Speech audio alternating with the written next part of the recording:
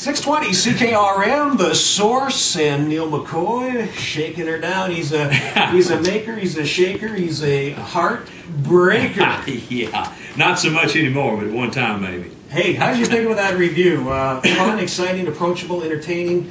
Any words that were left out to describe the show? No, y'all got the stuff I wrote though. It's terrific. Oh, it's beautiful, buddy. Beautiful right now. Thank you very much. Neal McCoy, our special guest here on Number Ones and One. I'm very excited and pleasure having you in town, Neal. You're one of the nice guys in the business. I've met a lot in my 28 years, but man, when you're in town, it's like an old buddy came by to say hi. Thank you very much. Well, I thought you were introducing me a while ago when you started off the best of the best. I thought, oh, that is so nice. And then you went to something else. I thought, well, it's okay. No, I appreciate it. It's always good to be here. We're on a Canadian tour. We've only done, I told the audience this other night, and stop me if I get talking too much, I talk a lot. Oh, you're fine. I've only done two tours per se in my life. We toured with Alabama in 1994, and this is our second tour. That we've actually had dates set up and been on a tour instead of just spotting around. So we're excited. I mean, this is a big deal for us. We're getting to be up here in Canada for a couple of weeks and seeing some of y'all's great country and great folks. And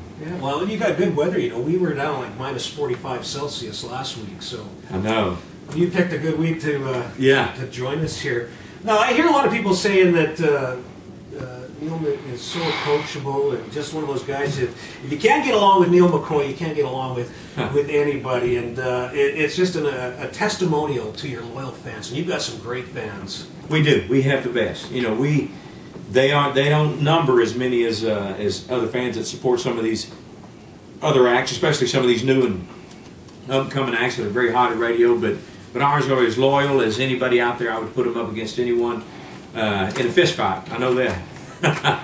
No, everything's going well. The family's doing good. How many kids you got now? Family's doing great. We have 2 kids. Our son Swade is a senior in high school, fixing to get him in college, and our daughter is a graduate of Texas A&M. She got married 2 years ago and gave us our first grandchild 6 months ago, a little boy. So we have our first grandson. It's a big deal. Very cool. Christmas was good. Everybody got spoiled. Yeah, that's the way it's supposed to be. That's the way it's supposed to be. That's what it's all about. It's supposed to be. How long is your tour taking place right now? 2 weeks. 2 weeks? We've been out a week up here in y'all's wonderful country, and although we caught y'all at a pretty good time, we did not catch, we were over in Brandon and Dauphin and those when it was really cold. So we got a taste of it, then we got to come over here where trust me, although it's nice for y'all, it's still very cold for us Texans. Yeah, I can imagine. But I'm glad we caught you when we did. You don't ice fish, do you? I don't. Oh. I haven't yet. But see, if you had ice fish, you'd be wanted to be cold all the time and, and frozen over. I guess that's right. We're going to talk about you. You're going to stick around for a while, correct? We are, yes, sir. Yeah, hang out with us. We're going to play some great old tunes. Good.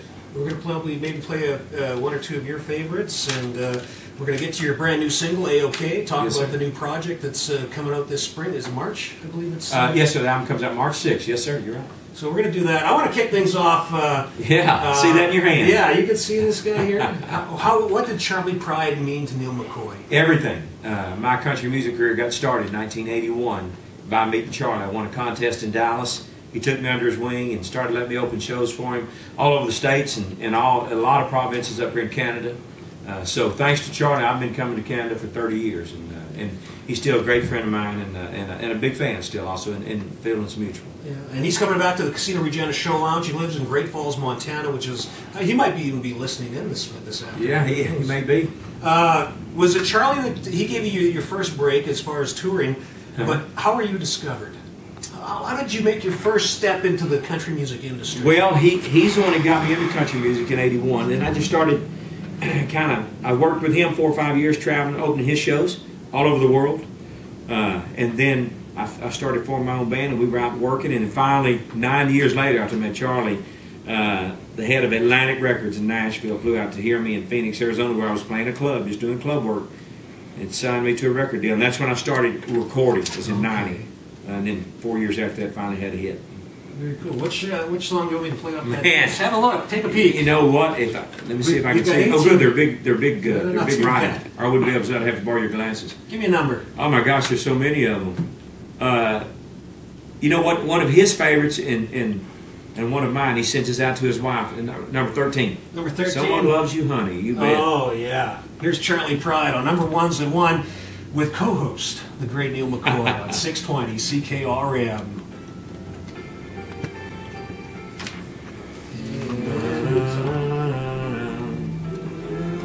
620 CKRM, the source, Charlie Pride, and Someone Loves You. And Neal, you just said those were short songs back then. Oh my gosh, you and I were just talking for a second behind it, and it's over. How long is it? Hand me that record cover when you get a chance. I want to check and see. That's the way they like them. Radio likes them short. I didn't like it because when I first started in radio, we were always queuing up 45s, and you got to be on. You got to be on your game when you're queuing up 45s and they're 2-minute songs. Yeah, no kidding. I'm going to look at this. I didn't mean to cut you off. No, it's all right. So Charlie was a big factor in. He was the factor. The factor. He sure was. In Neal McCoy's life. Did you ever get a chance to hang out with Charlie? You see him every now and then? We see him all the time. Matter of fact, we have a benefit in Longview, Texas, where I live, to help children with life-threatening illnesses. And Charlie came and played our benefit back in September. He came and brought his band, didn't charge a penny. That's just the kind of guy he is. Yeah, he does what he can. And we know he loves his baseball. We always talk about that. But I didn't know that he was actually a part owner of the Texas Rangers. Part owner of the two-time World Series Texas Rangers. Not World Champs yet, but World Series Texas Rangers. They're going to eventually get there. A few changes. They got some new kids coming up. Yu Darvish out of Japan, $60 million contract, and he's going to be throwing this year. So he'll be throwing in the fire. A lot of exciting things. Matter of fact, when Charlie comes, and you'll probably talk to him, he's got 2 American League Championship rings. Ask him to show them to you. He'll probably be wearing one. Yeah. They're pretty impressive. Well, he alternates between that one and the one he got from Waylon Jennings. Yeah. He always switches them up. Well, he's got that American League Championship ring. Yeah. That's what you get for being an owner. Well, you're all geared up as well. Got the hat and the shirt on. And Rangers fan, yes. Yeah. I know you're a big baseball fan. You and I, we get along good. In fact, we could talk baseball all afternoon. But I want to talk about yourself and the tour. Now, you're on this tour. You got a brand new project coming out in the spring. What's the name of the CD you're working on? It's called 12. 12. Yes, Roman numerals, XII. But for all the redneck people that don't read Roman numerals, I rewrote 1200. Because, you good old boys will get that and say, now what now? Yeah. What's this X about? That looks like a double extra large to me. It's called 12. It comes out in 2012, 12 songs, and it's our 12th album. So we just figured we'd name it something. And plus, Martina McBride recently came out with an album called 11. Right. And we're better than her. You topped her. That's right, we topped her. You had some special guests helping you out in this project. We did. A couple of kids that are really hot at radio, and television. Blake Shelton and Miranda Lambert. Yeah. Co-produced this album along with a great guitar player from Nashville, Brent Rowland. And Blake and Miranda, matter of fact, they're singing the harmonies on A-OK when we played that in a little bit. Yeah, that's them singing the background vocals. We're going to fire. Now, who approached who on this? I approached Blake. Oh, did you? Yeah, when you hadn't been in the radio business, you're trying to do whatever you can maybe to get a leg up on somebody or get somebody to talk about the record. And I hadn't had anything out in a lot of years, so I called Blake, and we're longtime friends, and we played Blake and Miranda's wedding reception, and that was a huge No doubt about it. This is the same that you played for the wedding, is it not? That's right. It was their first dance. The first dance. So we did the whole reception, 2 hours worth. But then we played that for the first dance, and I called Blake and said, I don't even know if you are interested or if contractually you can do it. Would you be interested in producing my new album? And he hauled around and then ended up saying, yeah, I will. And then about a month later, he said, Miranda wants to be involved. What do you think about that? And I said, nah, we don't need her. I said, yeah. We'll take it. So one of the great things they did, along with being terrific in the studio, was they brought some really good music to the table. So. Is he as cool of a cat as you are? He seems like a very cool guy. He's not as cool as me, but but he wants to be. That's why he's trying to get involved with me. Exactly. Yeah, he's a good dude. Keep those connections nice and close. That's right. We're going to get into your single here, but I want to play another great song here by one of the legends. Now, Charlie Pride was a big influence on you. Who else did you grow up that you really admired? I grew up before I met Charlie. I was a big pop fan, pop and R&B and stuff. But from a country music standpoint, one of my favorite singers, and I think lyric-wise, he just chose, it was Colin Lovequist. He just chose, and one of my favorite all-time songs is "That's My Job." I mean, my father is getting older in age, and that song, "That's My Job," even before Dad started to get older, just it just rings true because I have a son, and I thought about my dad taking care of me, and then me taking care of my son, and now we have a grandson. That song just keeps raising its head. It's a wonderful song. But Conway, anything Conway's great stuff. We got some Conway coming up here. Did you ever meet Johnny Russell at the Grand Ole Opry? You bet. Johnny Russell used to be with, he got his start with Charlie Pride. As a matter of fact, years and years ago, I know Johnny a long time. Johnny's a great songwriter. Oh my gosh. Yeah, he had, Act Naturally, I believe he wrote, which was at one time, I remember, because before he passed away, I was visiting with him, and he was telling me how many different artists had cut that song. And it's been one of the most recorded songs ever. Beatles just goes on. Yeah. Needless to say, he couldn't get anybody big to record it, but Johnny Russell, he always came across as a very jovial kind of guy. Was he one of those fun-loving He was a Santa Claus. He was bigger than life. He was big. He was boisterous. He was loud, but always a very caring and nice person. Yeah, we loved Johnny, and we sure hated it when he left, because the world not only lost a great person, but lost a great songwriter. One of the mainstays of the Grand Ole Opry, Johnny Russell, was born on this day, 1940, singer, songwriter, guitarist, TV actor, born in Sunflower County, Mississippi, raised in Fresno, California. Member of the Grand Ole Opry back in 1985. He was billed as the biggest act in country music, recorded for RCA Victor and Mercury, and he charted 28 country single hits on Billboard's country chart, including this one. It's called Rednecks, White Sox, and Blue Ribbon Beer. 620 CKRM, The Source, and of course the late Johnny Russell, born on this day. The year was 1940. Johnny left us too soon. Diabetes basically caught up to him, Neal. I love that hat. Yeah. He's wearing that old train, and I guess for lack of a better description, I called it a train engineer hat or something. I don't know what it was. I'm sure that wasn't right. But I just love that big hat, that black hat he wore. It wasn't even that big.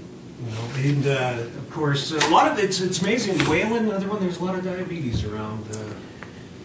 Claim some of the greats. It sure has, and I really think, of course, Johnny died obviously later in life, but I think they've come a long way with that, with medication and stuff, and just checkups, finding out about it as early as you can.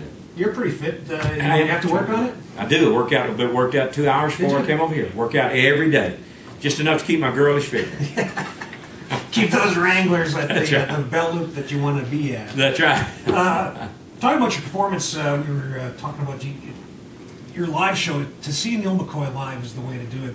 You set your expectation bar pretty high. Do you worry about meeting the expectations you've set? Yeah, I've set the bar too high for myself is what I've done, because I'm getting older, but I try and stay in really good shape so I can do what I want to. But some of these places I've gone, some of these huge festivals, we do crazy things, climbing stuff, going out in the audiences, climbing things, and so now every time I go back to some of these festivals, and I'm going back to some of them 10, 15 years in a row, they always want me to do what I did last year. Well, it's getting tougher and harder. Yeah, so I have officially set the bar too high for myself. That's what I thought, because every time I see you, you're running around changing clothes and got the fans involved, but yeah, we come to expect that from you. That's right, and I'm going to do that as long as I can. I guess when I quit doing that, I may have to just get out. So people don't say, "Oh, Neal, he just ain't what he used to be." I still hear stories about your Craven performance, putting on the, I don't know, the pimp outfit, or I guess that's... Oh, that was some guy. Yeah, some guy in the audience was wearing it was like a crushed velour. Yeah, purple. Yeah. I said, man, throw that up here. I've got to have that. Styling and profiling. It was a great jacket. I was hoping he'd give it to me, but he asked for it back after the show. Another interesting story out at the Craven Jamboree. It was interesting because Troy Volhofer and I are really good friends, and we were talking about, you were a little hesitant about playing the beer gardens, or you just, I don't know what the word they use, but, well, and then you got into the beer gardens and went, wow, this is it, man. Yeah, we had been up here a few times. I came here years ago with Charlie Pride in the 80s. I don't even remember. I think maybe Charlie might have let me do 1 or 2 songs. Now, I'm sure no one cared about me, and he probably wasn't supposed to do that, but that's the kind of guy he was. He would take you, and he wanted everybody, if he liked you, he wanted everybody to see you. So I remember I came to Craven in the 80s with Charlie Pride. So that when to keep coming back is a big deal to me. But yeah, you're talking about it's really, we play wherever they ask us to play, and we're going to light that crowd up wherever we are. We had never played the beer garden, so I don't know if hesitant is the right word, but just unsure what it's going to be like. Understandable. But once we got there, I told Troy, I said, hey, if we come back to Craven, we'd rather play the beer garden. Well, not that the main stage isn't great. The main stage is good, but the atmosphere in the beer garden is they're there to have a good time. Yeah. And that's what we're there for. Memories that I can't remember from the beer garden. It's all good. That's right. You're going to be back, the Craven Country Jamboree. That's one of the big stories that's breaking today. You're coming back. We are. We're excited about it. I'm glad they've let it out. I'm not sure what day. Do you know what day is confirmed for you? Is it going to be the Friday, Saturday, or Sunday? I don't know, but you know the great thing about there, I guess a one-day pass is available. Yeah. But as a rule, those people are there for the weekend. Yeah. I mean, so they're going to be there. They're not going to miss us. We're going to be the one of those days, and most likely, probably 90% of those people are going to be there the entire time. Yeah. So if they show up, we'll be there. Well, some people show up weeks in advance just to I know they do. Hang out and camp and do a little tailgating. Yeah. We were talking off air. You're a big fan of Conway Twitty? Huge Conway Twitty fan. What's some of your favorite songs? There's... That's My Job, of course. That's My Job. Yeah. Play guitar, play. Oh, yeah. And the one that Blake Shelton covered. Oh. Yeah. Not Honeybee. Yeah, Goodbye Time. Goodbye Time. Yeah. And he did a great job on covering it. Yeah. Conway has such a great voice, and I, being a musical snob, and I'm admitting here, not into country music until 80, 81. Grew up, had a lot of years of my life before 80 or 81. I was a musical snob. I thought country was easy to sing. I fancied myself as a real singer. I thought, well, anybody can sing country. And then when you get in and start listening to the Charlie Price, and that's where I started growing fond of Conway Twitty. When I saw the incredible range that he had, I just thought, oh my gosh, I see why country is so big and why so many people love it. And then I was honored to be in it, honored to be accepted in it. But the main thing about Conway Twitty is just the range he had from, because he'd get down, hello, darling. He'd go there to places that, I don't know, his range had to be 3 octaves. At least it was pretty impressive. And to me, he just sang with such conviction. He sold the song. He sold it. And you just either cried with him or laughed with him or smiled with him. Yeah. Well, it was on this day, 1982, it was Conway Twitty who was the top of the country music charts. And he had the nickname or the moniker, the best friend a country song could ever have. That's exactly right. Here's Conway Twitty. Number 1 on this day, 1982.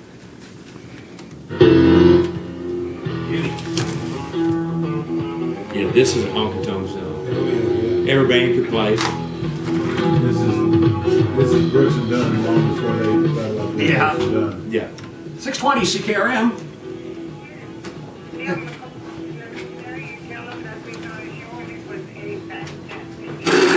You tell him yourself, dear. Well, you already told me. I heard you. Thank you, sweetheart.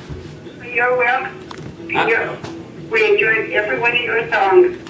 Good. I appreciate you coming out there. And if you ever see we're back, we'd love for you to come see us again and bring your friends with you. Shall do. All right, girl. Have a good day. You do. What's your name, dear? Teresa. Teresa, where are you calling from? From Richmond. Are you in the city or you got a bad connection, dear? Yeah, I'm on the cell phone and I'm Conway Twitty in the background. Okay. Thanks for taking us along for the ride. Okay, sir. You just enjoyed this guest, sir. Enjoy this. Okay, thank you. Have a good day, girl. We'll play a 4-minute song now. 620 CKRM, the source. You tell them, Neil. I said they won't play a 4. They won't play a 4-minute. You're supposed to. There's supposed to be a light or something, or you're supposed to hold your hand up and say, Neil, quit talking. I'm fixing to go live on the air. No. You can get me in trouble that way. It's pretty relaxed around here. Okay. Anything goes. Anything goes. Conway Twitty, of course. It's that redneckin', love-making night, 1982. Got a call from Teresa cruising around the city listening in, and she was at the show. Loved it. Loves you.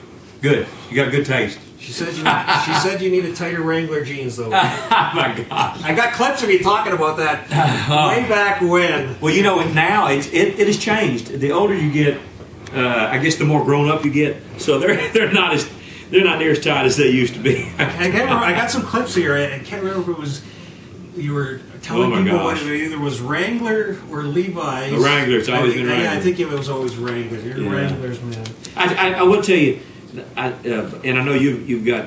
I'll just move on. We want to thank Karen down there at the casino who brought us in this year. She's wonderful, and we talked to her after the show. She really enjoyed the show, and she was explaining to us how often they bring acts in, and she said that she was going to try and bring us in more often than that because she really enjoyed the show and thought people would. We were an act that people would come back to see and not want to wait a couple of years to see. So she's been great. They were great to us down there. So we just wanted to give a big shout out to them. Man, it's so nice. Before the Casino Regina Show Lounge, it's more and more of these venues are dying off. So as for an artist to play live, the bars don't bring them in anymore. Well, there's a few around, but there's just not many places besides the big concert events where you can play. That's exactly right. And it's tougher on us acts on our level because you know the younger acts are getting opening slots with some of the bigger acts and going out and working. Right. Some of us guys, it's a little tougher for us to find work, so we really appreciate when people have an opportunity to bring us in and give us a chance to still be in front of folks. Well, I do know who really appreciates it when you show up is our men and women and the troops overseas. You're a big proponent of entertaining over there. I am. And that's kudos to you. That's thank you. We really appreciate that. How many times were you over there? Been to Iraq 7 times, Afghanistan 7? Wow. a couple times, Pakistan, but Bosnia, Italy, Hungary. The man and I got to go a couple years ago to Germany, Belgium, England, and Netherlands. Not just theater. Been to theater a lot, into theater, but a lot of bases in the States. Just wherever we can go to thank our troops for taking care of us, we take that opportunity. Now think back, the very first time, were you crapping your pants knowing that you were going over there? The very first time you're going over to... Yes, because my first trip into theater, and I won't bore you with the whole story, was 2001, Christmas of 2001. If you'll remember correctly, our soldiers just invaded Afghanistan in October of 2001. Well, we went in to thank that first group of soldiers, and so we didn't know what we were going into, but we went into a couple of... It was our hairiest trip ever, really, our scariest. We were into Afghanistan, and we were the first civilians in there, other than soldiers. Me and Wayne Newton and Drew Carey. Yeah, and 2 Dallas Cowboys cheerleaders. We had to bring them along so the guys would like us. And a tactical lineup. What was the attitude back then, as opposed to maybe now? Let's say recently. Now they're over there. They understand why they're there, and they understand where their jobs are going there. When we first went into Afghanistan, those troops were so new there. They were literally climbing out of foxholes to come into a bombed out terminal to see us. So they were still pretty serious at their job. They were under constant fire. It's a little more different atmosphere now that there are places where they're staying and living. Their quarters are a little better now. But at the time then, they were really appreciative because when we first got there, our troops had been there 45 days on the invasion. No showers, no nothing. They were living on bottled water. They came in, they were absolutely filthy. And they were just tickled to death that we came over to say hello. Well, that's very cool. I hear a lot of stories from the artists going over to spend some time with the troops, and I know they really appreciate it. A lot of the troops trickling back home slowly but surely. You got any serious political thoughts on it all? Do you think they should be there? Do you think they should be coming home? Well, you've been there. What's your thought? We've been there. Personally, I think we did the right thing in going in there. I think, and I'm a George Bush supporter. I know a lot of people will hang me out to dry because of that. But hey, he was our governor for a long time. I loved him as our governor. I loved him as our president. I think he did the right thing. I hope we're doing the right things in taking some troops out. I don't think we're doing the right things in taking all the troops out. I think we should leave some people over there and help them maintain and train, and because we still don't have them all trained. Yeah, they're not bringing everybody home. They'll have people there to train the. They're leaving some, yeah. They're leaving some behind. Yeah. So but I think it's a decision we needed to do, and hopefully the world is better off because of it. We've done surveys and polls here, and it's sort of like 50-50. Mixed emotions. Yeah, sure. Everybody's got their opinion, and a lot of people like it, a lot of people hate it. That's right. It is what it is. Any future trips overseas to the troops? You got planned up or thinking about it? Yeah, we're always thinking about it. We stay in touch with the USO. Our main time to go is when we usually have off time, and that is in the wintertime. This winter we haven't been off as much as we'd like to have the freedom to go because of the Canadian tour. We're loving this and tickled to have this tour. and trying to be out promoting our new record and new single and album, we hadn't had the time that we wanted to go overseas. But at the drop of a hat, if we can find a week or 10 days that we're off and they want us to go, we'll go. With the Dallas Cowboy cheerleaders. You got to take some of those. Just makes our job easier. Let me tell you, it's funny because I've gone with Wayne Newton almost every trip. And Wayne and I joke about it all the time because hopefully some people are there to see us and see Wayne Newton. But in reality, we joke because we could actually stay on the bus or the van and just let the Dallas Cowboys cheerleaders off, and they would be just as happy. Yeah. Oh, well, you're doing a great job over there and entertaining the troops, and we'll be watching for future stories about Neal heading overseas. Neal McCoy is my special guest here on Number Ones at One. I told you how much I appreciate you hanging out with me this afternoon. No, but would you tell me again? Yeah, it's really great. I appreciate it. Hey, I'm enjoying this, and usually to do radio interviews and stuff, we have to go a long way, and it's inconvenient. Yeah.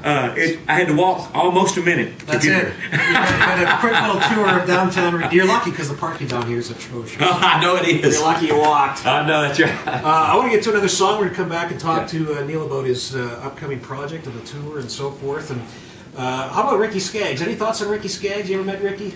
Oh, sure. Yeah, I've been around Ricky a lot, and what a talent. You know, he was a bluegrass guy. It seems like came into the.